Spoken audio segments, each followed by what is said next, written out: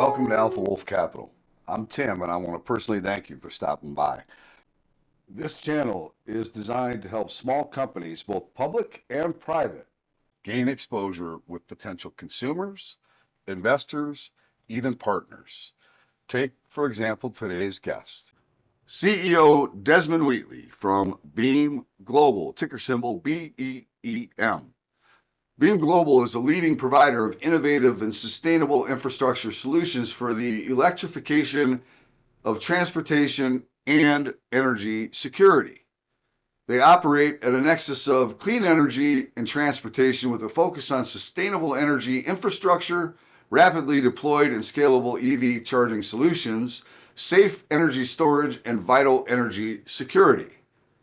With operations in the US and Europe, BEAM Global develops patents, designs, engineers, and manufactures unique and advanced clean technology solutions that power transportation, provide secure sources of electricity, save time and money, and protect the environment. BEAM Global is without question an impact company, and I'm going to let Desmond tell you more about that in just a moment. This is not to be taken as investment advice. I am not a certified financial planner. This is for education and entertainment purposes only. I encourage everyone to do their own due diligence. Hey everybody, Tim from Alpha Capital coming at you with this is a long overdue follow-up. I've been wanting to get Desmond back on because this is one of my favorite stories right here. It may not look like it's a good story to love because of the stock price right now, but I actually look at it as is it like a really early Christmas gift. I know this man. I've gotten to know this man well. Desmond Wheatley from BEAM Global. Desmond, thanks for coming in. Tim, it's great to see you, and thanks for having me. So look, lots has happened. I mean, there's so much stuff, and so everybody knows I have tried to get Desmond on. He's just incredibly freaking busy, and one of the hardest working guys I know, right? Very passionate about what you do. You've had, what is it, 4 products that have been launched. Just recently, yep. I mean, I think about what you've done in the last year. It's pretty phenomenal, man. Thank you. And as you know, I'm backed up by a fantastic team of people. I'm the guy that gets to stand here and tell the story, but I do have a very talented group of people, and that group's grown a great deal as a result of the acquisition we made in Europe last year. So we have picked up just an extraordinary team of people through that acquisition last year as well. It was really helping with our expansion. I just want people to understand something here. I remember you talking about the beam light pole. BeamSpot, yep. We now call it BeamSpot. It was yeah, like 5 years ago. Yeah. Right. And I always thought that, man, that's going to be cool. And nothing happened with that thing for a long time. Yep. Then you do this deal in Serbia, and it was like months later, all of a sudden, you got the whole damn thing done. It's like mind-blowing to me at the pace at which things are coming out from. I don't think anybody recognizes that. I really just don't think anybody sees. You've had that product line sitting there for a long time, right? It wasn't until you got Serbia that it just like was. Everything seems to just be popping right now. Actually, BeamSpot is a very interesting sort of barometer for the company and what we've been doing. And also, it's not a coincidence that we brought out these new products in the last couple of months. So, I mean, I'll tell you what happened. I'll give you the background on that.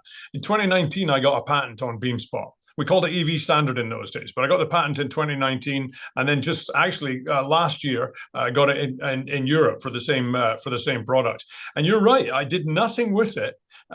Although I believed then and still believe now, it will be our largest selling unit from a unit number point of view product that we have in our portfolio today. Did nothing with it. And the reason for that, there were 2 reasons for it, and both of them are really important. The first one was I knew nothing about making streetlights, and this is a streetlight replacement product. And streetlights are, I'm starting to love streetlights. I love things that look really boring to other people, but are in fact really amazingly interesting. Think about what a streetlight is. It's a source of energy every 50 meters down every road in every city in the world. It's a piece of hardware with power. You think about what that means, right? When you start adding sensors and all the other stuff to it, and you're going to see us moving in that direction. But BeamSpot took me a while because I didn't know how to make streetlights. That I solved that entirely with the acquisition that we made in Europe last year. Amongst other things, that acquisition, like, we are now the fourth largest manufacturer of streetlights in and smart cities infrastructure in Europe. So that was one reason. That's really helped us move forward. And you're right, 4 years of inactivity, and then 4 months after we made the acquisition, we had a product ready to start betaing. But the other reason, and this is also really important for people to understand, is that when I got the patent on BeamSpot, I was doing about 3 million in revenue. Okay, that back in 2019. And then in 2020 we did 6 million. In 2021 we did 9 million. In 2022 we did 22 million, and then in 23 we did just under 70 million. And we're a simple company. Revenue is a proxy for product out the door. So what you can see there is that we did sort of 3, 6, 9, 22, 70. And all of that meant ramping up the factory to produce the product that you can see behind me right now, the EV Arc. We were basically a one-stop house, really. And it's, look, we'd been planning for it. As you know, I'd invested in facilities that were capable of the growth, and I had a team in place to do it, and I got beaten up for that too. But the fact is, even investing and even ready for it, going from $6 million worth of product to $70 million worth of product in a couple of years is there's some heavy lifting there. There's some sweat on your brow. In fact, blood, sweat, and tears. That's all we had to offer for a couple of years here. And as a result of that, I couldn't put engineering or any other resources into developing BeamSpot because we were doing, I think appropriately, we were fulfilling orders that we were getting from people like the US Army and the Marine Corps and others. Now, because as a result of the acquisition, I picked up a couple hundred employees. By the way, I bought that company profitable at the bottom line. Absolutely, just to remind you, that I paid 10 million euros for that company. During the due diligence, I had the land and the buildings appraised for 7 million, and I had the hard assets, machinery and equipment and all that appraised for another 6 million. We picked up 13 million in hard assets on our balance sheet and paid 10 million, a combination of cash and stock for that business. Now they get earnouts too. No debt. They had no debt, and debt and profitable. They made light posts and they did business with 17 different nations. Yes, but in fact, if you walk down the street in Miami and Florida, you've likely walked under one of our lamp standards or light posts down there. So yeah, very disciplined company. Not just no debt, by the way. They didn't even have any vendor credit or anything. It's really just a very, very disciplined company. And as I said at the beginning of the call, picked up an amazing team of people. I got 210 employees, of whom 35 were advanced degree engineers, whose English, frankly, better than mine, and whose work product phenomenal. And it's just the degree of collaboration and the degree of integration with that company is better than anything I've ever seen before. If you had a chance to watch the walkthrough that I did 6 weeks after we made the acquisition, you'd see everybody was wearing Beam uniforms. 6 weeks after the acquisition, it was completely rebranded and completely integrated. And those 35 engineers that I picked up, I almost feel like lowering my voice when I say this, but I'm paying them less than I'm paying welders in San Diego. And they're fantastic people, the quality of the product. And you can see that in the BeamSpot. I mean, we went to BeamSpot, we said, we're really good at renewable energy, batteries and EV charging and emergency power. We don't know anything about making streetlights. And within 4 months, what you're looking at today, what we're now installing, it basically is more or less exactly what they came up with. They're just absolutely beautiful. That's a tracking solar array. That's a tracking light wind generator. That's a pole full of batteries. That's a pole full of electronics. It works when the grid's down. It doesn't require a grid connection, although it does take advantage of one as well if it can get it. It's a disaster preparedness asset, and it allows for EV charging at the curb in the way that no other product available in the world does today. And we've got good patents on it in the US and in Europe, as you pointed out earlier, the largest market in the world for our products. So yeah, I mean, and that's just one of the 4 new products that we've brought out in the last couple of months. And we've done some other pretty incredible things too. I mean, 29. One of the things we should talk about, Tim, is we did our first sponsorship deal. Now, you've known me for a long time. You know I've been chasing that sponsorship business model for a long time. I've always been a believer in it. I always thought we would get it done. And in the end, we got it done in Europe. And it's an incredible deployment. Let's walk people through why number one, I think this is such a brilliant idea and strategy, is because it enables you to get those EV arcs out, right? And how long was the contract that you have with Globus? Undisclosed at this point, unfortunately. But let me put it this way: we're very confident that's going to be a very profitable piece of business for us. We still own those units. We now get recurring revenue. First time in our history, we got material recurring revenue coming out of those. And it's like, I again feel like lowering my voice, but we basically just get to sell the units over and over again. Exactly. So for anybody that might be curious as to why, now this isn't the business model, it is a business model for, let's say you have a big name like Coca-Cola, who wants to be known for being green, wants to, right? And wants to have their brand in high traffic areas where it's really just a mind share thing. It's not like they're trying to gain new customers, right? They just want presence, essentially. That's a beautiful way for them to look like they're sponsoring a green EV charging unit, and they're paying an annual fee, I would imagine, right? Yep. And that fee is eventually going to pay for those units, and those units then become just continual recurring revenue models. Yep. How long do your units typically last for? I mean, I can look out the window right now at unit 003 that's been in continuous operation now for 14 years. No appreciable degradation in its performance, and that thing's been beaten to hell, by the way. So listen, we're certainly telling everybody very confidently, telling you we now know it's 15 years. It's a 20-year structure. So the fact is that eventually that you talked about on the payback period is not a very long payback period, and we retain title to these. And of course, the way GAAP accounting works, that we expense them at the same rate we take the revenue in. And so basically, it's just a very good thing from a profitability point of view right off the bat. Now, listen, there's so many benefits that Coca-Cola or take Globus, for example. People say, well, why wouldn't they just do that on a billboard? Well, the thing about billboards is, yes, you get your name out there, but nobody likes billboards. Billboards are not popular, right? Nobody's like, I wish there were more billboards up and down the freeway or in my neighborhood. That's just what my neighborhood needs, is another couple of billboards, right? No one says that at all. But when your name is associated with something where essentially now you arrive at the airport and you can drive on sunshine for free, thanks to Globus. It's a very popular piece of equipment. People love the way it looks.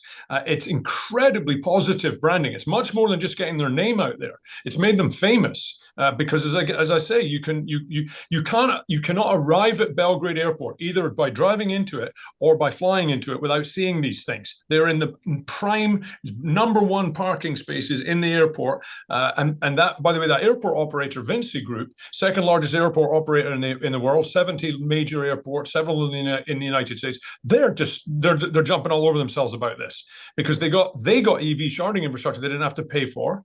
And it's a great amenity for their guests. They knew they were going to have to do it. They were going to have to do all the trenching and all the electrical work and all that other sort of stuff. So it's just a win-win-win situation. And then the last thing is, coming back to the billboard thing, if you think about billboard, you have to pay rent, you have to pay a utility bill to light the thing, and it's unpopular. And really, it does only one thing, and that is get your name out there. In this case, pay no rent. Because of the amenity value that we're bringing. We pay no utility bill because we're getting all of our electricity from renewables. And here's one that most people won't think about.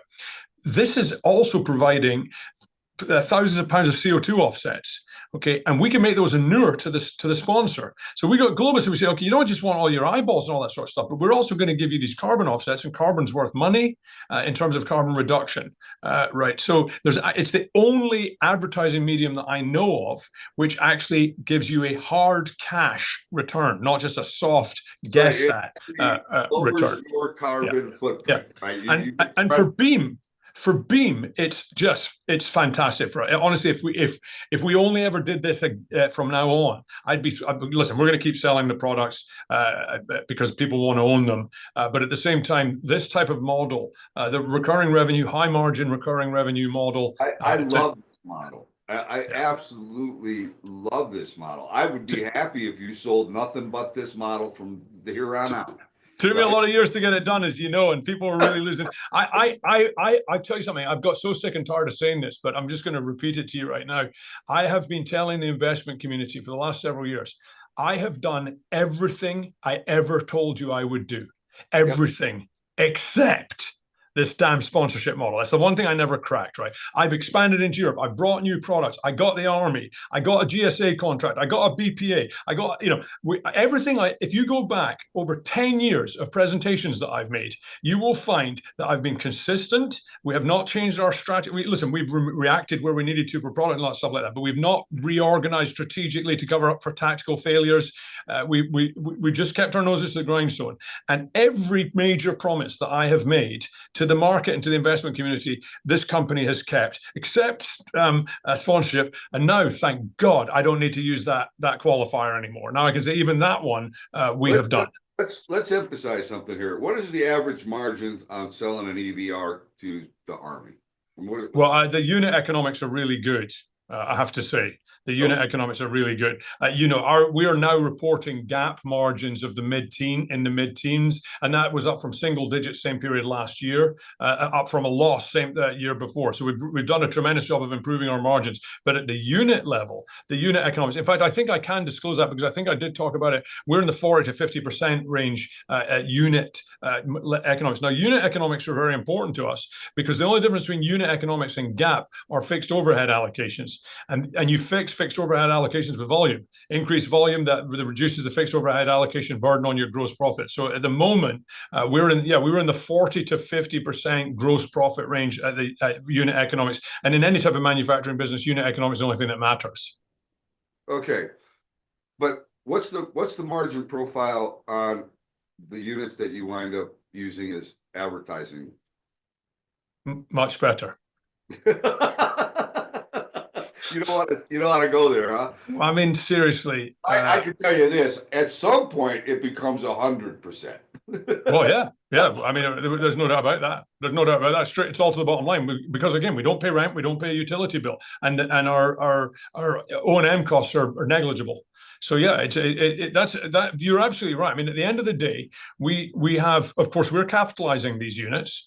Luckily, as you know, I have a $100 million line of credit in place at SOFR plus 300 basis points, so I can do a lot of this. I got a lot of dry powder where this is concerned, and the thing is, I can get a whole lot more money the more we do of it too, because it's a very, very. Remember, we're not the risk that anybody's underwriting. They're underwriting the sponsor, and they're all large corporations. Okay, and so there's plenty of money around there to do that. But you're absolutely right. We pay that down as quickly as possible because it's margin erosion, and thereafter all of that money goes to the bottom line, net of insurance and O&M, and again those dollars are negligible. And I think that when other companies start to see or recognize Globus, I think as you get more of these deals, I mean, it's a great way for a company that can get their name out. I didn't know about the carbon credits. That's another added bonus, man. Right? I mean, that's an added bonus right there. Without a doubt. I'm looking at stadiums. I mean, your product is. I mean, there's so many opportunities, man. I still think we'll do a citywide sponsored network. I really do. I have a long time believed that if we could just break the back of this thing, everybody can't wait to be first to be second, right? Nobody wants to be first though, and now we have first. These guys, it's the fastest growing insurance company in the region. They're very forward thinking. They're putting out products to insure electric vehicles and stuff like that in a way that no one's ever done before. But it is all, the other thing that's important to point out is, oddly enough, this sponsorship model has actually got nothing to do with electric vehicles or electric vehicle drivers. Most of the eyeballs that see these things and that are kind of amazed by them, and as a result get Globus very much in their head and learn that you can drive on sunshine for free, certainly in the early years they won't be driving EVs, and that's the beauty of it. We're not targeting EVs. This is not that screen on the gas pump that only gets the person pumping gas into their car, right? This is something that tens of millions of eyeballs a year see these things because of the prominence of position, and they're striking. I mean, look over my shoulder. You don't miss it, right? And I can't tell you how gratifying it was. I had been in where was I flying from? I think I was flying from Addis. I was the last trip I was on. Let me just tell you, the last trip I was on, I did London, Paris, Belgrade, Addis Ababa in Ethiopia, Amman in Jordan, and then Rome. Before I came back here, and I wasn't there to sightsee in any of those locations. I'm happy to tell you what I was doing in any of them. But yeah, I arrived in Belgrade, and I just couldn't believe it. As you're walking to baggage claim, you walk down, there's just a long row of windows, and you can see the premier parking area and all that, and all you can see is EV arcs. When you walk out the door to go and get picked up, doesn't matter if you're getting a taxi, an Uber, or someone's coming to pick you up, all you can see is EV arcs. When you drive into the airport, which I did a week later when I was leaving, all you can see is EV arcs, and all you can see is Globus. Even if you've never heard of an EV, even if you've sworn that you'll never drive one again, even if you're drill baby drill and you hate anything to do with renewables and all that sort of stuff, all you see is Globus. Right? That's fantastic. I just think that people may not understand it yet, but they will. It's coming, and as you get more of them, Globus does. Happy to hear that the airport itself is happy about having them, because that makes me think you're going to see more airports with these things. So Vinci runs 70 major airports around the world. They have the same problems in every airport. They're all desperately trying to reduce their carbon footprints, and they have to include the commute to the airport in that. Okay, they have to calculate every time you drive to the airport in your SUV, you're adding carbon to the airport's footprint, and they are coming under. It's already a carbon-intensive industry, right? It's very hard to fly without a lot of carbon. As you know, all the airlines now are trying to taxi with one engine and connect to shore power and all that sort of stuff to try to reduce their emissions in the airports, because the airports themselves are under tremendous pressure to do that. Well, we're offering them a way to provide EV charging with zero emissions. And without the carbon associated with digging the trenches and pouring the concrete and pulling the wiring and all the other things that have to do if it was grid tied. So that's what we've now talked about. Two things that are pretty important. You come out with the Beam bike, you've come out with the Beam well, and you've come out with the Beam Patrol, right? Yes. Which are all different and unique in their own way. The Beam well has a salinization, water desalinization unit into it, right? Yes. What has been the since you put these things out there? What's been the interest so far? Okay, so let me tell you why they happen, because this is the other thing I really want to make sure that people understand about us as a company. We don't develop products for the fun of it. We don't develop products because one of us thinks we have a good idea. Every product that we've ever developed or released has come about directly as a result of customer demand. People saying to us, "If only," and us saying, when you say "if only," we say technology and innovation can solve this, and we have clever people, and we're going to figure it out. And so I'll go through all of them for you just really quickly. BeamSpot, I think we've talked enough about. The key thing with BeamSpot is it allows EV charging at the curb without having to go through construction, electrical work, and all that other stuff. Okay, now that may not seem important to people listening to this until you start thinking about the fact that the great majority of people don't have single-family residences in which they can charge electric vehicles. The average US ownership of vehicles is 2.3 vehicles per household. 2.3 cars per household in the United States. Now, most of those households cannot charge one electric vehicle, far less the other 1.3. And I'm not even talking about the apartments and condos and stuff like that, where people don't have, you know, a garage under the thing where they can park into. I'm talking about even single family residences across the US do not have sufficient electrical circuitry because they were never built with the idea of fueling a vehicle, you know, or certainly not 2.3 vehicles. Okay, so parking on the curb, and anyone who's ever lived in San Francisco or New York or Chicago, any of these cities will understand you parking on the curb, and anywhere in Europe and anywhere in vertical Asia, you're talking about parking on the curb. It's very difficult to get electricity to the curb because you need to identify the nearest source, which is some building. Can't talk to the tenant. You got to talk to the landlord. You need an easement with the city. You need to do interconnection with a utility, switchgear, permit. It's so complicated. Even though everyone knows how important it is, nobody wants to do it. Okay, well, BeamSpot allows us to do it without any of that. We don't need to do any of the identifying the source of electricity. We don't need to do any of the onerous permitting. There's a minor foundation upgrade that we have to do to it, which again is a minor process. And then thereafter, you've got curbside charging with no disruption, none of the permits and the easements and all the other stuff that you have to go through. And it works when there's a blackout. The light continues to put light in the street during a blackout too, which is an increasingly important thing. Safety in our streets during blackouts. We continue to provide light. And of course, it's a mounting asset for all these other wonderful technologies that you're going to see us starting to integrate. I mean, I just a couple of things that you should know about. Obviously, these are things that are widely known already. Gunshot recognition, ability to smell the air to know if there's anything going on in the air, ability to look up, look down, hear, and surround, and all that sort of stuff. It's basically it's overused term, but it's a combination of IoT and AI now making these assets intelligent, and they're not just putting light on the street, they're not just putting electricity in vehicles, but they're providing masses of data to the cities about things that you just the mind boggles. Okay, so again, in response to customer demand, that's why we developed that product. So that's BeamSpot.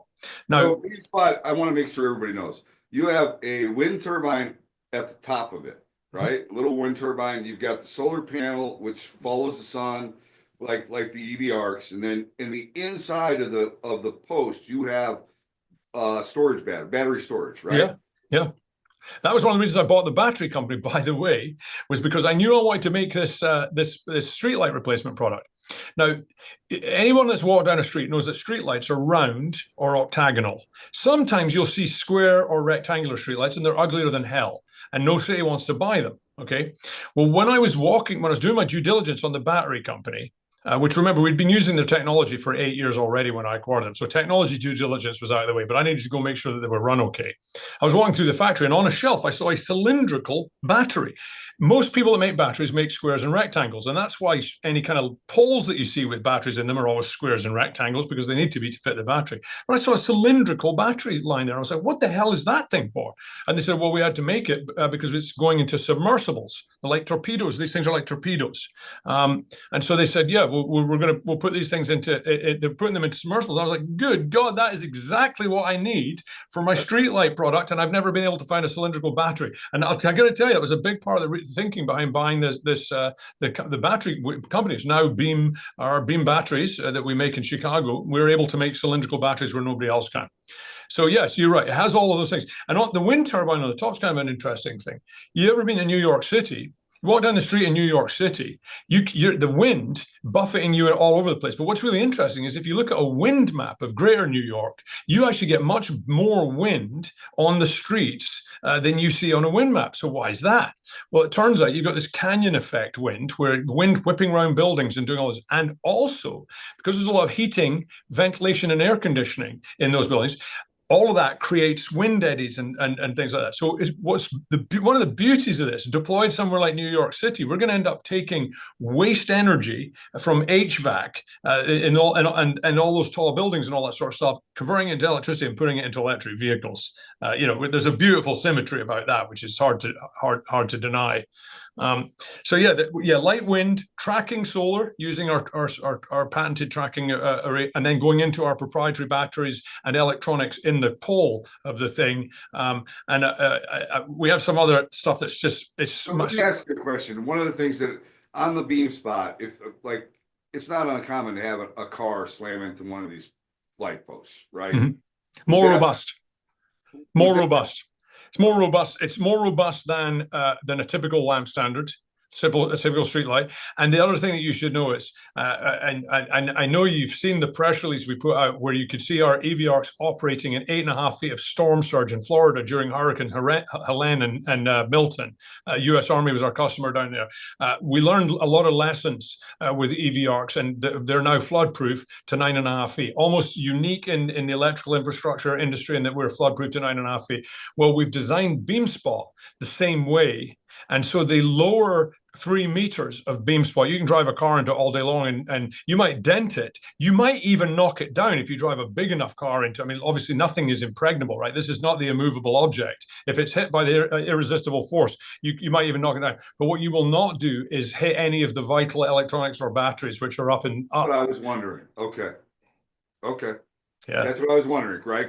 Because just fire hazard, whatever's in the battery getting. Yeah, okay, makes sense. And as you know, our technology is designed to prevent battery fires, but if you hit them hard enough, you can make anything burn, right? That's so anyone who tells you that something won't burn just hasn't tried hard enough, right? So take it from a guy who's set a lot of stuff on fire. Okay, so that's BeamSpot. Let's talk about BeamBike next. BeamBike, again.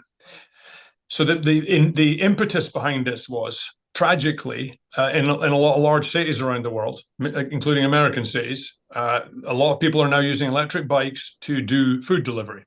And that's not a tragedy. But the tragedy is that most of those people are poor. That's why they're doing that for a living. And they're buying cheap bikes. What happens when you buy a cheap bike is, before long, the battery fails.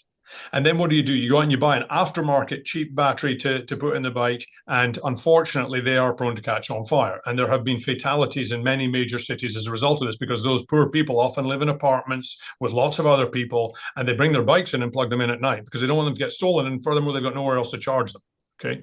And so we have had major cities say to us, can you solve this problem for us? And what we said is, yes. What we're going to do is take the EV ARC platform, on which we already have our patents and our engineering and all that other sort of stuff. And instead of charging 1 to 6 EVs, which is what the EV ARC is capable of, we're going to put a corral on there, and you'll be able to charge 12 electric bikes. And also lock them in a really secure way to the thing. So BeamBike was a direct response to major cities who are trying to stop people from charging their bicycles inside their apartments. And people say, "Oh, what are you going to leave the bike out?" You don't need to leave it out all night.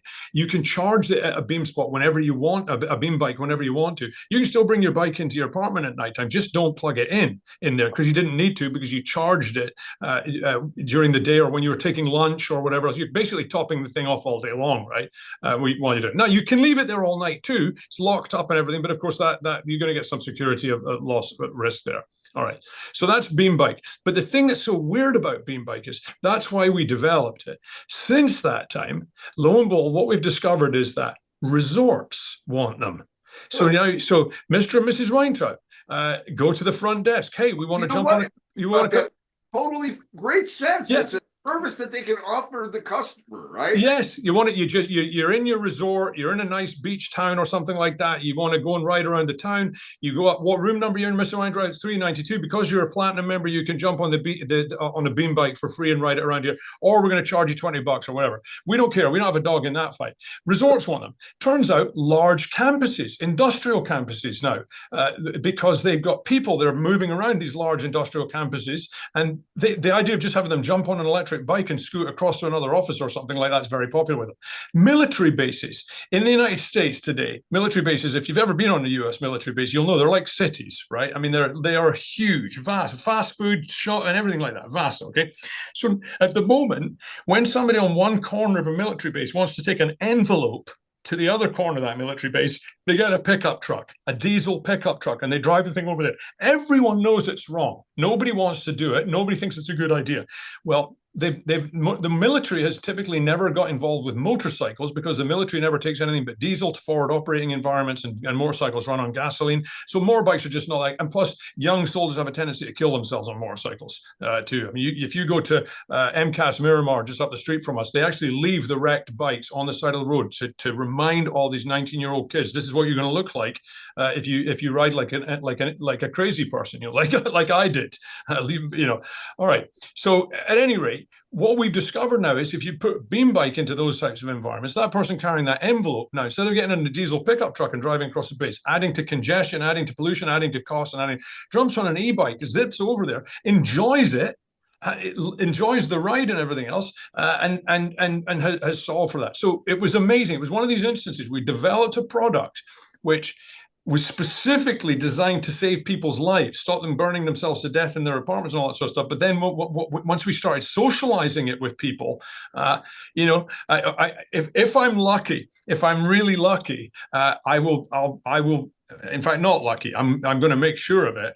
You will see me in the beginning of the year going on a milk run, and I will basically be doing Mediterranean and all the way down the Greek islands and all. And I will be going with our sales teams there to meet with the large resort operators, all these people that have these small towns and all that sort of stuff, to talk to them about Beam Bike and EV Arc, and also about Beam Patrol, which I'll come to next, because it's just a fabulous solution for them. And then the last thing I'll say to you is, I told you I was in Paris. Well, I was at part of the reason I was in Paris is because I was meeting with one of the largest bike rental back-end companies in the world, the people that manage how do you manage where all these bikes are and all that kind of stuff, right? And they've done deployments of these electric bike rentals in many major cities around the world. The number one thing preventing this is infrastructure. None of the cities and none of the bike companies can figure out how to get the charging infrastructure in place because it's too expensive, too onerous, and just downright impossible to dig the trenches and pull the wires and all that sort of stuff. And of course, Beam Bike solves for that completely. So again, started out as a pretty distinct customer requirement, and what we've discovered is that there's actually a very broad market for this thing, and it's fun as hell. We're now partnered with a great company called Benzina Zero. I want to come back to them when I talk about Beamwell, but they are an Australian company that manufacture bikes and electric scooters, and I'll come back to them when I talk about Beamwell, because there's some very important things to say about them too. So that was Beam Bike. Beam Patrol. Okay, so why did we make Beam Patrol? Well, I ride a Zero motorcycle made by a company called Zero Motorcycles. They're based in just south of Santa Cruz in California, an American motorcycle. Shit through a goose doesn't adequately describe how this thing goes, right? It's just, you flick the wrist, it's like firing a crossbow. It's the most exhilarating thing you can possibly think of. A Tesla with no weight in terms of acceleration, all torque, immediate. Nothing beats this from the lights. Not even my 0 to 60 in 3 seconds Rivian pickup truck can beat my motorcycle from the lights. Okay, it's just an incredible piece of kit. Well, Zero has had fantastic success selling to the law enforcement community. And if you think about it for a second, that's not very surprising. Motorcycles are very quick.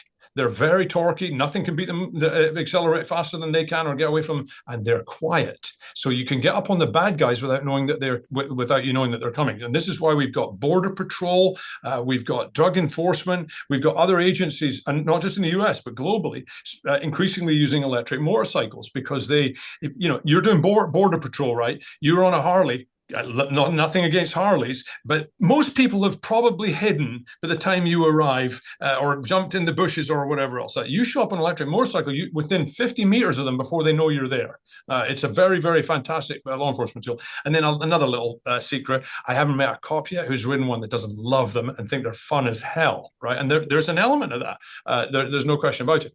Okay, so we knew that. We actually talking to our Spanish distributor, Jesse Group out of Madrid.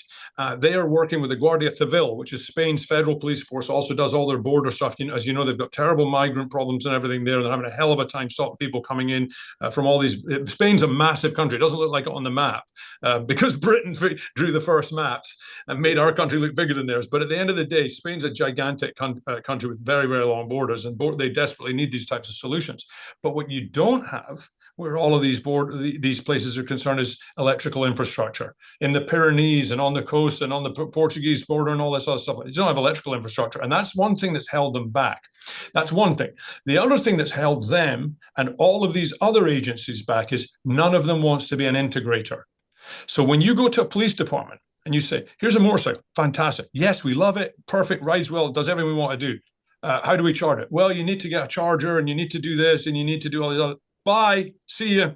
No, not going to do any of that shit. Not integrating anything. So what we've done is we've created Beam Patrol. With Beam Patrol, a 20-foot shipping container arrives. And in it, you have basically this thing, except it's now modified for charging motorcycles instead of other things, and for police liveried electric motorcycles. And within an hour, that police department has all the infrastructure they'll ever need, all the fuel they will ever consume, and the motorcycles. And they got a single invoice, either write a check or financed. They didn't need to find multiple vendors, single throat to choke. They didn't need to think about anything. They didn't need to plan anything. They didn't need to integrate anything. And I honestly, I encourage you, ask any ranking police officer that you know how much they enjoy trying to make multiple systems work together, and they'll just tell you, no, we're not going to do it. And if you read the press release about that, Police Chief Steve Willis, veteran of the police department, FBI. He's been to the FBI school. He's been chief in multiple different departments and all that sort of stuff. And basically, what he said is, this is a perfect solution for us, and we don't want to integrate anything, and this solves for all of those things. So it's worth paying attention. And again, this came about directly because Guardia Civil said, we want to use more electric bikes, but there's no way of charging it. And we said, well, we can solve that problem for you. Now, here again, turns out that there are lots of other applications, because now militaries, who, as I said earlier, have stayed away from motorcycles because they don't take gasoline to forward operating environments. Now they're saying, hang on, we don't need gasoline. This thing doesn't make any noise. This thing doesn't have any heat signature. There's nothing targetable about it. We don't need to worry about people getting blown up, bringing the fuel to the sites or anything else like this. And we've got these incredibly versatile, rugged machines. I just to be clear with you, I've been riding Zero motorcycles now for since they came into business, I guess. And I've had all their formats. I've ridden this kind of rice rocket thing, the sport cruiser. I'm now on an adventure, what's called adventure bike, kind of a big upright thing. You can go off road with it, be right on the street. And I've also had their dirt bikes. And I can tell you what, in all the years that I've ever owned them, I've never done anything but put tires on them. And I put a lot of tires on them. But I have never done it, and that's because it's pretty hard not to ride them like a maniac. But no maintenance, nothing, not even brakes. Why? Because the regenerative braking does everything for me, and I ride hard, and I take my bike down to zero, and I'm like, listen, check it out. I'm not a young guy anymore. I've got people that care about me, and I'm responsible for a lot of people, shareholders and employees and customers, everything else like this. I cannot have this bike fail me. I'm like, check the brakes, for example, 80%. What? How can my brakes be at 80% after being riding the bike like I've been like, because of regen? So these are all fantastic solutions. Okay, BeamWell. In a way, I've saved the best to last. Yeah. And I actually, not from a market point of view, I don't believe that BeamWell will be a huge revenue producer for it, but just bear with me for a second while you understand why we're doing this. And bear with me while you understand why every time I think about BeamWell, the hairs on my forearm stand up. Again, how did this come about? I got a call about, I don't know, 3 or 4 months ago from actually from a chap called Saeed Al-Halaj. He is a Jordanian, and he happens to be the guy that founded the battery company that we bought. And he's a PhD, and he's a legend in the battery industry. He is now our chief battery scientist. He stayed with us.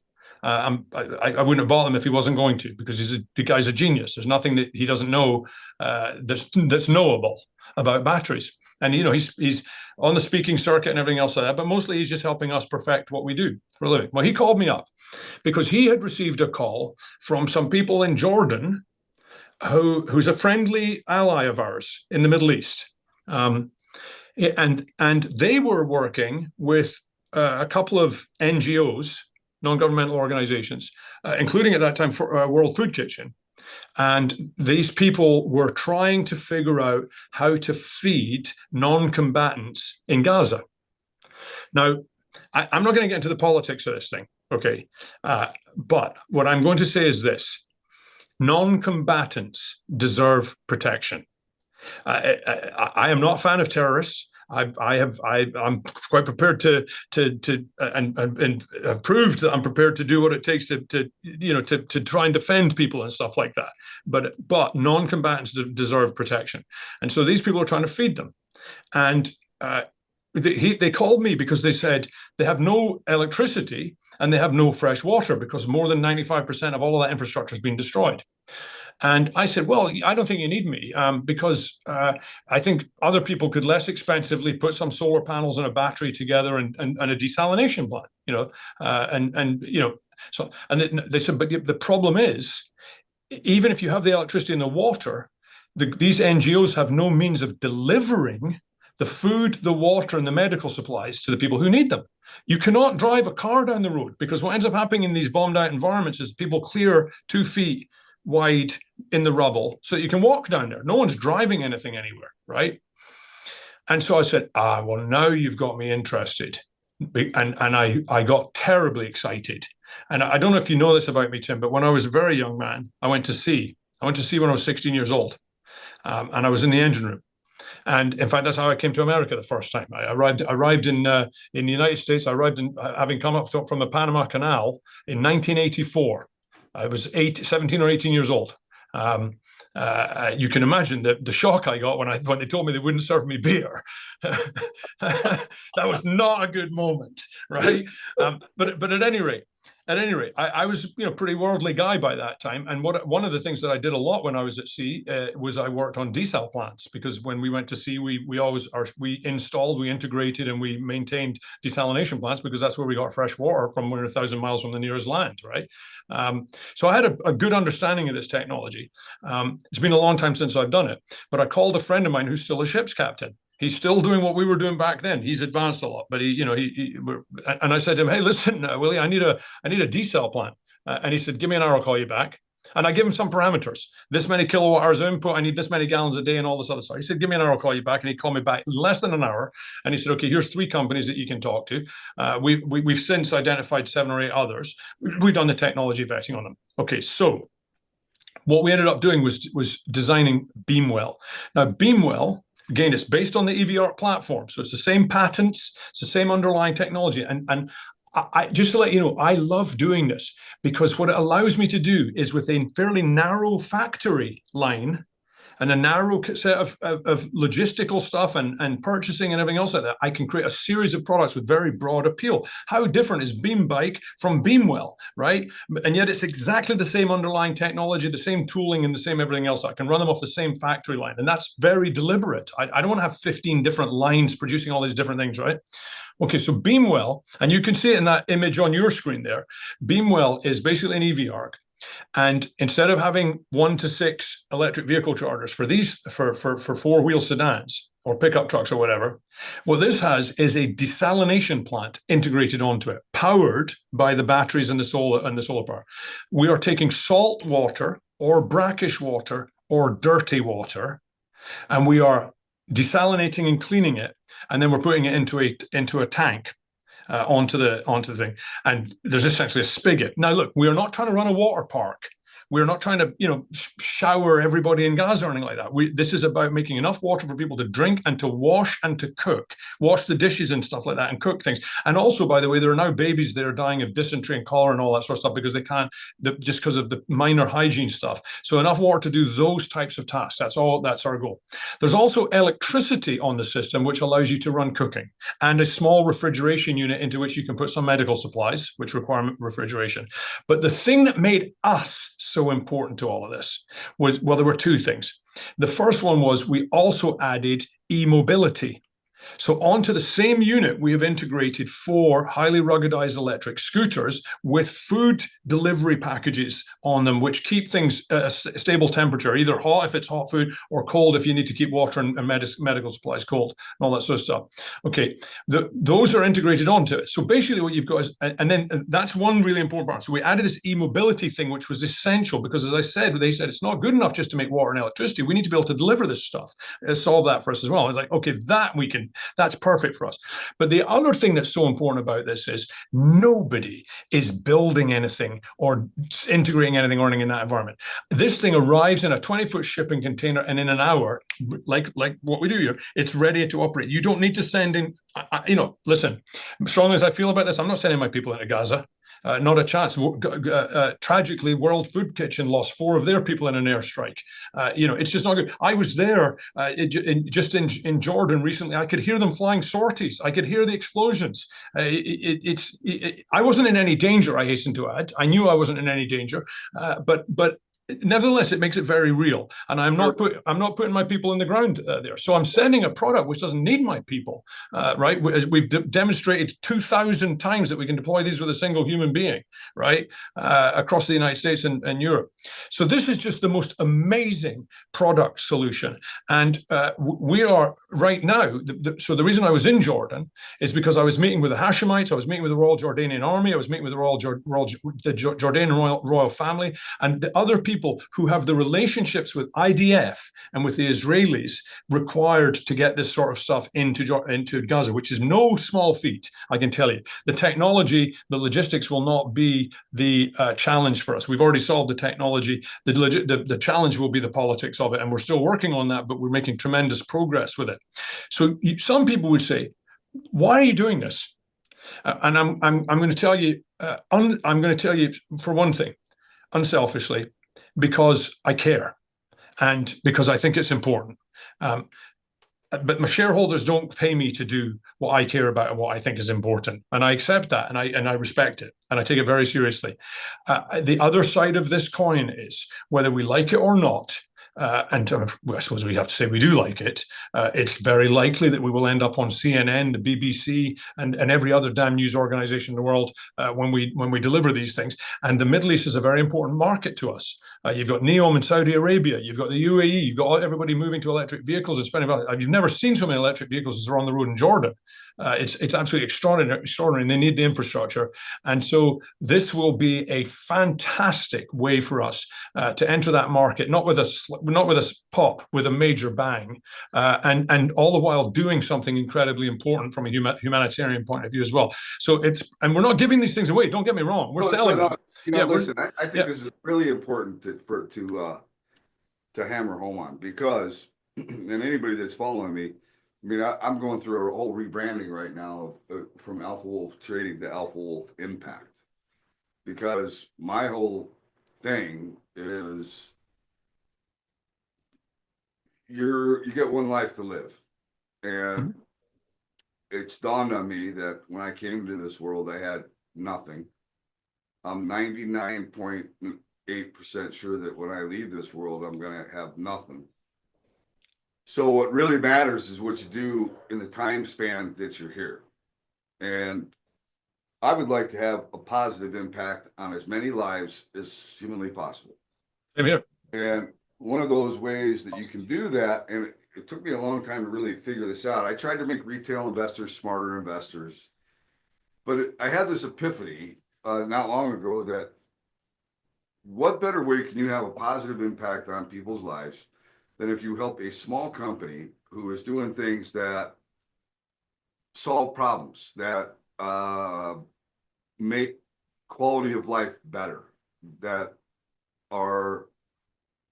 fill a need for humanity, make the world a little bit better. Doesn't solve everything, but it does make the world a little bit better, right? And you help that small company become a large corporation. Just that alone, what are the ripple effects of helping a small company become a large company? It's immeasurable, right? Yeah. Then take what the company actually does, which is something that helps humanity or makes the quality of life better. So when you say to me, you care, see, that resonates with me. And I think people, consumers, retail shareholders, you can do a lot more than just buy a company stock and then hope that things get better, right? Or that it goes up. If you really believe in what the company is doing and you think that it helps humanity and it's a good thing, then what you do is you say, how can I help the company? I'm now part owner. I own part of this company because I own shares in the company. So what can I do to help the company grow? And here's why. I want to help them grow, because they're doing the right things. They're helping solve a problem. They're improving the quality of life. That's a big thing. That's something to be proud of, right? So if you're on Facebook or TikTok or whatever the hell, Instagram, you share the story about the company. You make people aware of why this is an important company. Yeah, right? I agree. I agree. And I you get agree. more people to rally behind that. And guess what? Because you're a part owner, if the company does well, that's the bonus. The bonus is you're going to probably do well too, right? And listen, I agree with all of your sentiments there. I just want to make it crystal clear to the shareholders of this company that while I do think this is important, I also recognize it's not my job to go on a crusade with their money. And so the pursuit of profit is still number one at this company. And by the way, you can see that in our financials. You only have to look at our improving gross profits over the last couple of years and the work that we've done to get there to understand that profitability is cash flow is number one. If we can do some good while we're at it, then that's also very important to us. But I do want the shareholders to know that I will not go on a crusade with their money. Well, I appreciate what you're saying. I think you are going to have a positive impact on humanity, the whole company. We already have. That's because of what you do We already, already have. right? I mean, Can I tell you a brief, little amusing anecdote?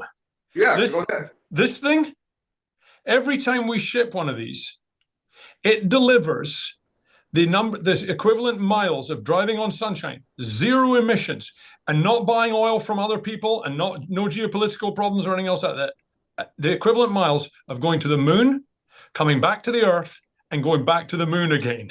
Right? That's how many miles this thing of pure emissions-free, made in America, American energy, American product that this is delivering into these cars. The moon, back to the Earth, and back to the moon again. So you are absolutely right. This company. You just nailed three things. You said made in America. There was a time in this country when, and we had a change of administration. I want to talk about that for a second because I think it could be impacting, and maybe people are freaking out about that because the They are. isn't exactly.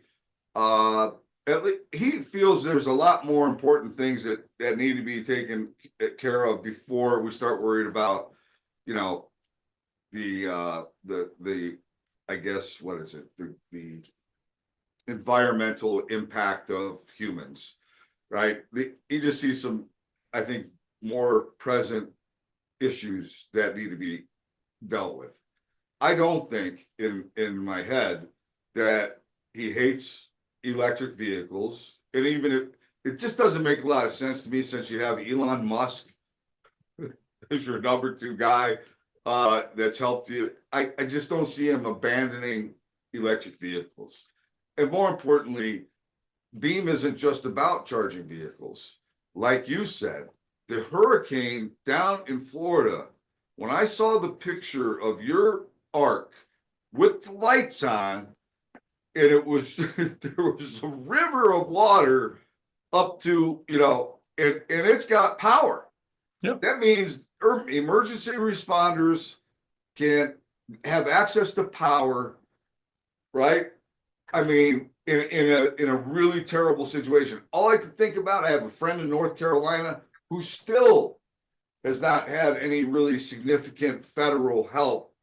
And it's terrible what's happening in North Carolina right now. You know what's interesting? A lot of people might find this surprising, being that I run a company that uses renewable energy to power electric vehicles. A lot of people might find this surprising, but actually, what I have been saying and what President-elect Trump and his administration have been saying over the last several years, pretty much identical. We need abundant, inexpensive, secure energy. Right. That if you look at all of our, forget the climate. Yep. I'm not talking about. If you look at all of our presentations, if you look at everything that I've said publicly, I've written articles about grid insecurity. I've spent a lot of time on the Hill in Washington, talking about this exact subject. We need abundant, sustainable, and inexpensive and secure energy that we do not rely on anybody else for. And I just remind you, we spend about $50 billion a year defending the Straits of Hormuz. I've been to the Straits of Hormuz. Nobody should plan a vacation there. Okay, the only reason we do that is to maintain low and stable oil prices. And the U.S. used to be the largest importer of oil through the Straits of Hormuz. Now the Chinese are. So U.S. taxpayers' dollars are paying to maintain low and stable oil prices for the Chinese now. The only thing worse than that would be them doing it. Okay, we agree totally that we need immense amounts of abundant and inexpensive. We don't agree exactly on how to get to it, but we agree on that, and that's totally okay, because actually it's going to require all of these things to get this done. And we have a great deal in common with the president-elect and with his administration. And I'm on my way to DC shortly and to meet with the incomings. So listen, it is about energy security. Our products are made in America. Our products take American energy and put them into very often American vehicles for that. But we also provide emergency power to first responders. We also create other suites of products which make sure that the lights stay on when the grid goes down. If the Russians hack it, which they already have, if the Iranians hack it, which they already have, or if the Chinese hack it, or if somebody drives a truck into a substation, our products keep providing power. Or if we get a hurricane. I felt as though you should be considered a homeland security product. By the way, this is a FEMA listed product, for Federal Emergency Management Agency listed product, because of exactly that. Yep. So I mean, when you look at all of these products, it's easy to just think about one aspect. I love the fact that it's made in America. And there was a time in this country when people were proud to buy something that was made in America. I still am. It stood for something. I still am. Right? It stood for something. It stood for quality. I mean, we have done a terrible job of sending a lot of jobs overseas to countries that pollute the air. I mean, we want to think that we're doing good because we're not mining and we're not polluting. But no, we're really not. If we're buying the products from the countries that we're having these things made in, we have done nothing good. We have just we've put it out of we don't have to look at it. We don't have to see it, but we are absolutely guilty for being part of it because buy the stuff. Again, this will surprise people here too as well, but I've upset a lot of people in California saying, I think we should have offshore drilling in California, since I think that moratorium should be lifted. And they're like, what are you talking about? You're supposed to be into renewable energy and electric vehicles and all that sort of stuff. And I'm like, listen, I've been to the Middle East. I know what's going on in the Delta in Nigeria. I know what's going on in Venezuela. I know what's going on in Russia and even in places in Canada and some of the stuff where we're getting this stuff from. If you want to drive an SUV full of oil, get it here in California, where at least we know it's produced in a clean way by a regime that we support and where we can get the tax money from it and all that sort of stuff. We shouldn't be, I totally agree with it. None of these things should be outsourced to places where we don't agree, where they don't share our ideals, they don't share our democratic values, and they're quite happy to take our cash. There's no question about that, but we shouldn't be sending our cash there when we could be doing it here, just so that we can tell ourselves that somehow we're not dirtying our backyard. I totally agree with you. And by the way, we source everything that we can in the United States. There is sadly, there are certain components in our products that our products simply wouldn't work if we didn't source some things. And I'll tell you something. I mean, we buy gears from Germany, for example. We could buy them in China, but we choose to buy them in Germany, even though they're more expensive. They're better in our experience. They're better. But there's Chinese content in our products. We can't stop it. We can't get away from it. They wouldn't work without it. But we are BABA, which is Buy America compliant, and we do everything that we can here. And don't forget, I'm in San Diego. I've had a lot of advice over the years. Why don't you just move your manufacturing to Maquiladora south of the border down there, where there's less compliance and labor's cheaper and all that sort of stuff? Because, I'll tell you why. Because I'm an immigrant. All right. I love this country. I have 4 vehicles in my driveway. They're all American. My motorcycle's American. I buy American products. I make American products. I hire Americans and I put them to work. And finally, I'll tell you what. Ultimately, do you know why? I actually believe we can do a better job. I genuinely do. I think we can. I think we can do it economically better. We can make this in China for sure, but then we got to get it across the Pacific Ocean, the largest body of water on the planet. That's a huge barrier to entry. If we can't make things better here, then they can make them and ship them across the Pacific Ocean. We ought to be looking in the mirror. We shouldn't be mad at them, okay? And so we're determined to prove that we can do that, and we're going to keep working on it. Here's what I want to. I know you're pressed. We're running over time right now. Yes, I'm sorry. Yeah. And I know that because Luke just tried to call me. So here's the deal. We're going to have to wrap this, right? Because you got things to do, but I really want to focus on a couple of things. You just had a quarter that I don't think people appreciated the how good the quarter was. I mean, it was, I think, what, your second best quarter ever? Yeah, look, let me cut straight to the chase. I want to pre-sell the negative on this thing here because okay, as I said earlier, we did, I think, 6 million, 9 million, 22 million, 70 million. Okay, everybody was looking, well, why aren't you going to do 140 million this year? Okay, we're not going to do 140 million this year. We were flat through the first half of the year. If you do a 5-year CAGR, we're still at 70% CAGR over 5 years. Okay, the simple fact of the matter is, and here's if people want to know the bad news about the company, aside from the ticker, which in no way reflects our operations, you and I were talking about this earlier on. We're 1,000 times the company that we were when we were trading at $74 a couple of years ago. 1,000 times, and yet we're trading at a 20th of the price. As Clint Eastwood said, a man's got to know his limitations, and one of mine is trying to understand what the thinking is behind where our share price is. But let's pre-sell the negative. The truth of the matter is, we have seen some negativity around this election cycle, and it comes from two things. We have seen a slowing of federal orders. They haven't gone away. They've just moved right. They're still in our pipeline. No one's canceled anything, but they just said, we don't know what's going to happen. We don't know what's going to happen in the election. We don't know what's going to happen January 20th.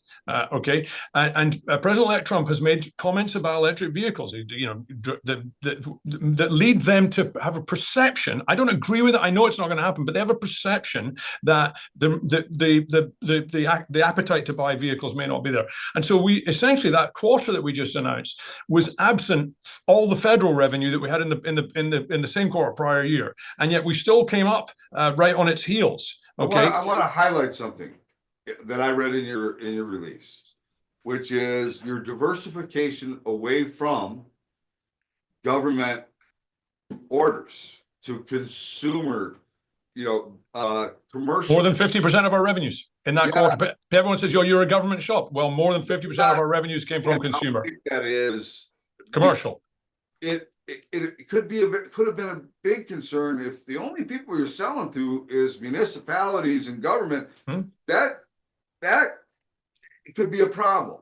Right. And we've done a lot of that. We have done a lot of that, and we concentrate on that. That goes back to what I said. We were very heavily focused on that because we had to fulfill the orders. We were getting the order, we had to fulfill them.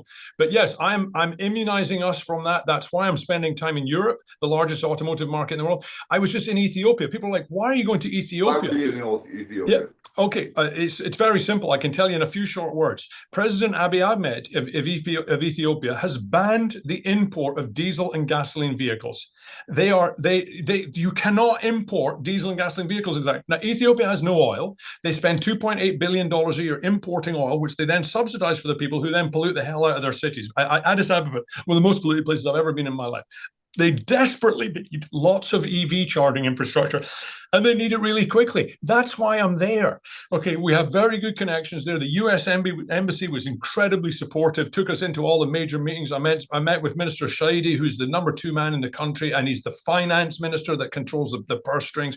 So I'm there because I'm not going to have this company be a one-trick pony with customer concentration. We have a product that works we have a fleet of products, a portfolio of products that work anywhere they can see the sky. They don't recognize, this thing does not discriminate. It doesn't recognize national borders or anything else like that. None of our products do.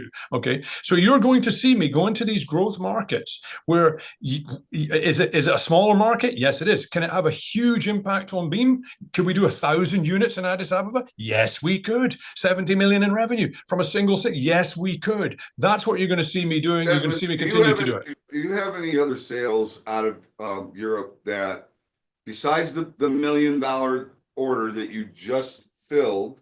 Yes. Do you have any other orders out of Europe?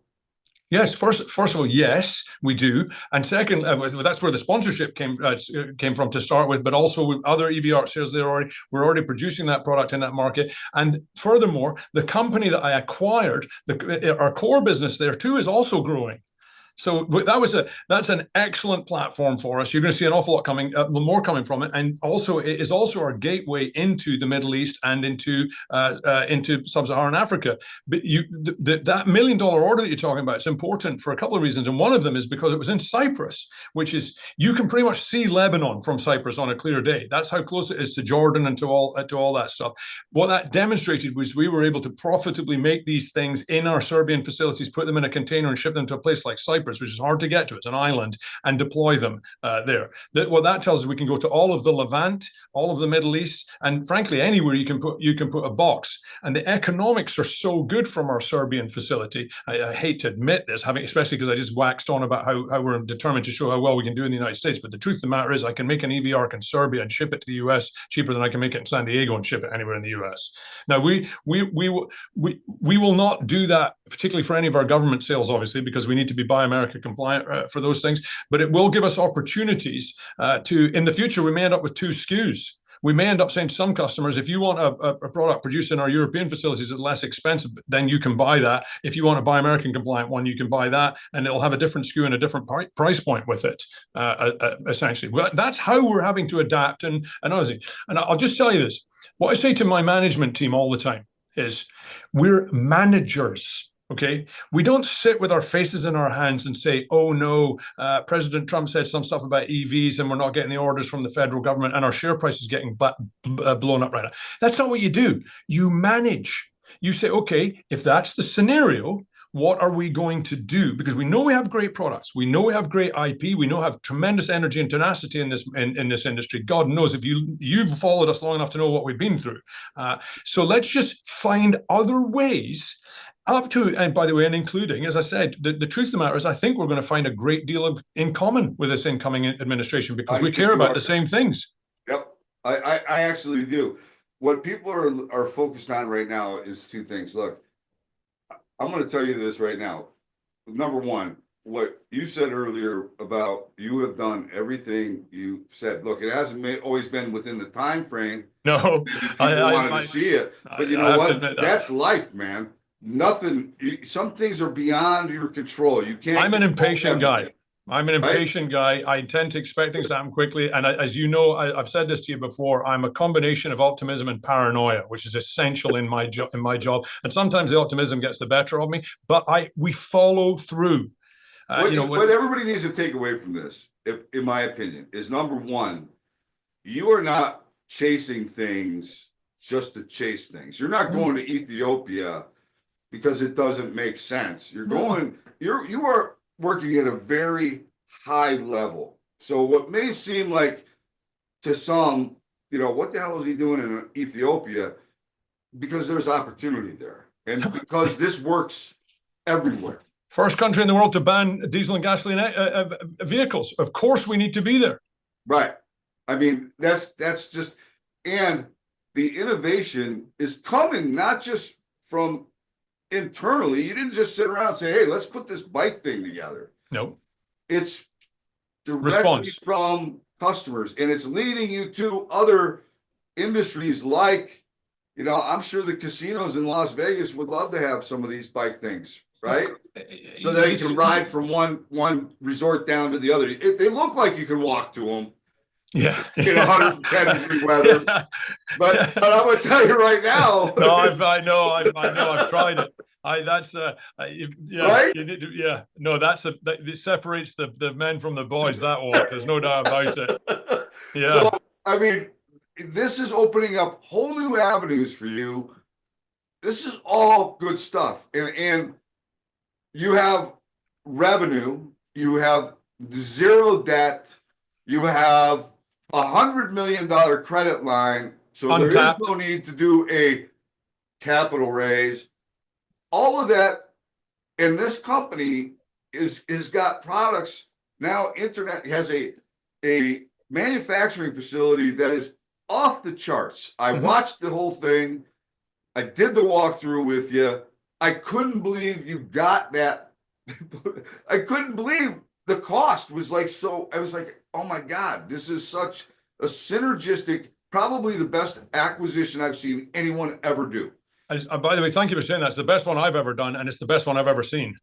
It really is. I look at it and I say, for this company to be trading where it is trading today is a combination of a couple of things. Solar, the car thing, I mean, it's just a bunch of misinformation. Yeah. And I mean misinformation. Electric vehicles aren't going away. Not at all. The need for power is not going away. Not at all. Okay. This is a company that has put together 1, 2, 3, 4 products that 5 products that are incredible. They run off the sun. Thank you. And And wind. we are going to need charging. Bottom line, we are going to need that. The infrastructure, nowhere close to being built out in America. Nope. Okay. Nowhere or close anywhere in the world. built Or out anywhere in in the world. Europe, right? Anywhere in the world. I was in the UK when I was there. I met with OZEV, the Office of Zero Emission Vehicles, while I was there. Again, same thing. They do not have the infrastructure. There's not sufficient electricity on the grid. There isn't anywhere in the world. It's going to require an awful lot of stuff, and we have some very good solutions to make that move forward. I'm going to tell people everything right now. Red Cat drones. A few weeks ago, or a couple of months ago, no one would have thought Red Cat was going to get the drone contract that they got. I'm telling you right Congratulations on that, by the way. Congratulations. That's tenacity. Those guys earned that. Right. And guess what? This is one of the hardest working, most transparent, straight up guys out there. Jeff, I love Jeff. This is one of my favorite CEOs right here. Thank you for saying that. Thank you. It's the truth. I've been talking to you for a long time, and I am not one of the guys that's going to bash the CEO because things don't go 100%, just perfectly. Nothing in life works that way. Nothing worth doing does. I do know when somebody is working their ass off. I know when somebody is passionate about what they're doing, and I think they're improving the world. That is my belief, right? These are things that we absolutely need. You are filling a need and expanding upon that. And at some point, and here's the deal. You offer a new product. Early adopters, 13% of society is actually an early adopter. To get to the standard, you got to get 70 to 80% of people using it. Yep. Even though it's so obvious and you can see all the benefits, people are slow to change. That's just the reality of it. Without a doubt. Right? But eventually something will trigger and the herd mentality will come into favor for BEAM, and people will recognize this company is 20 times better than it was 3-4 years ago. Yes, certainly are.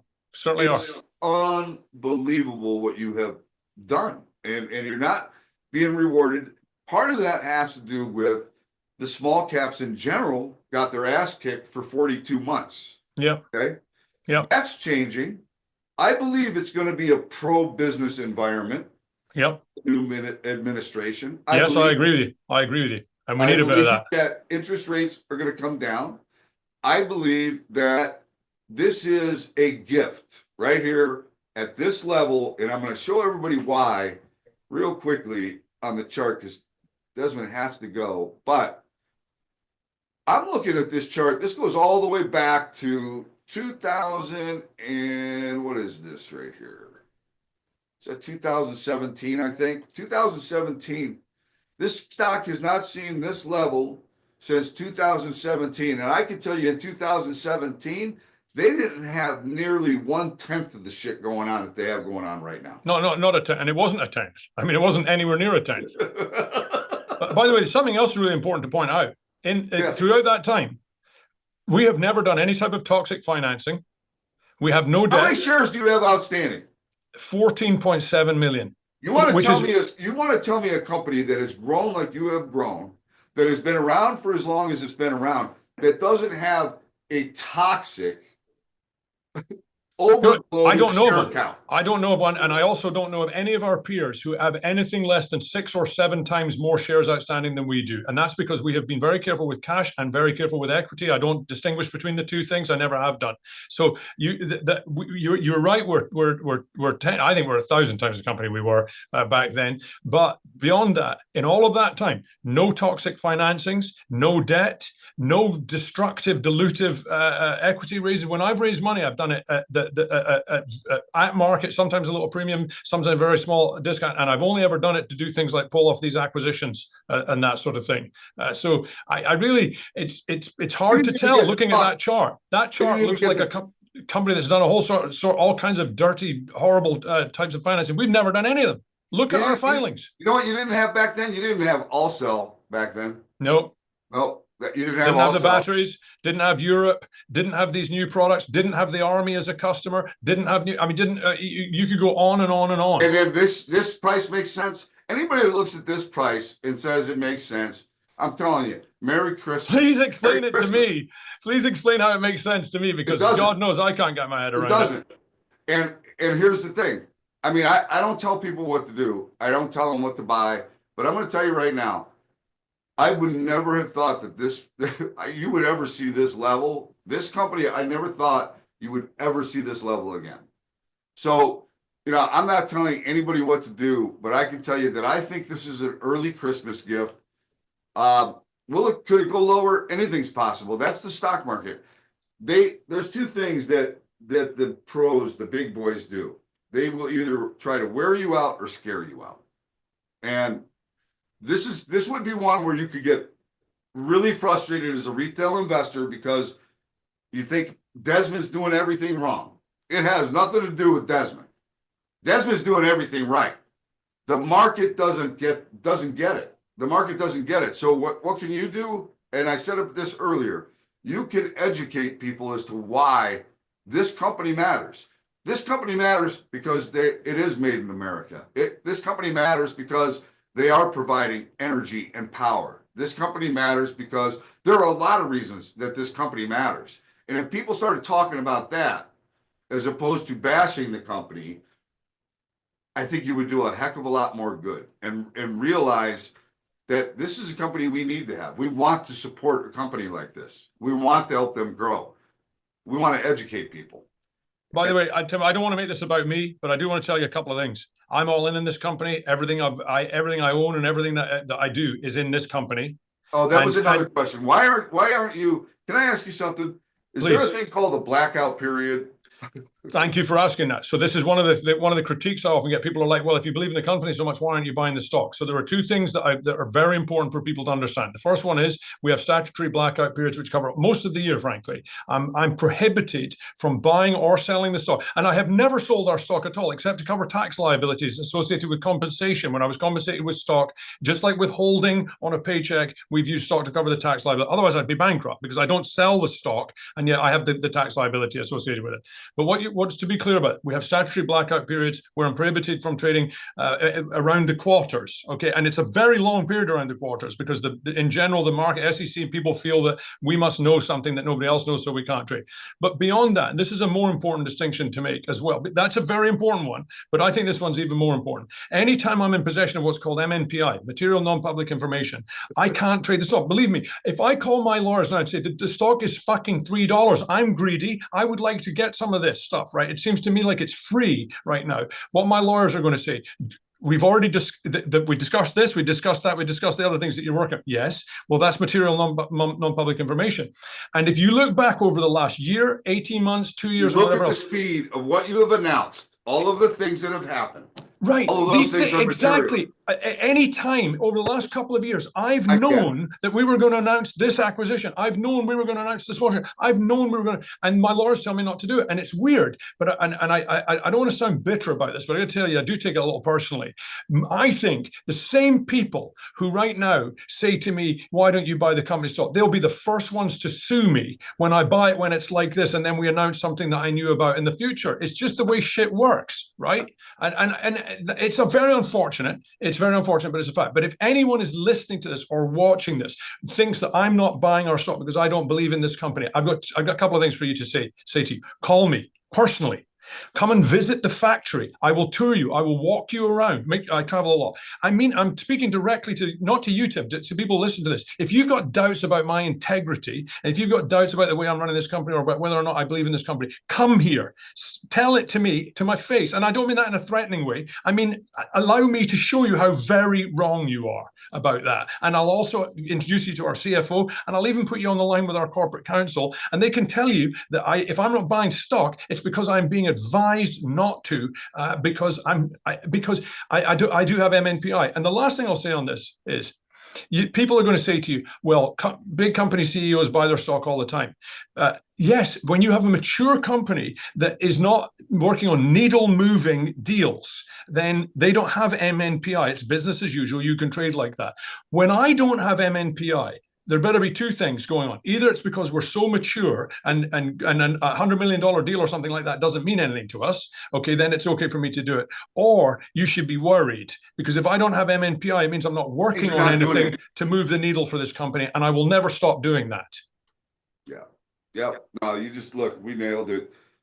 Here's what we are going to do. You and I have already kind of talked about this, but I'm not waiting, man. I'm not doing this. You know, there's so much that we aren't talking about. I know. You did another acquisition. We didn't even get to that, right? Yeah. So yeah. there is another so beauty much. too, by the way. Another beauty. Right.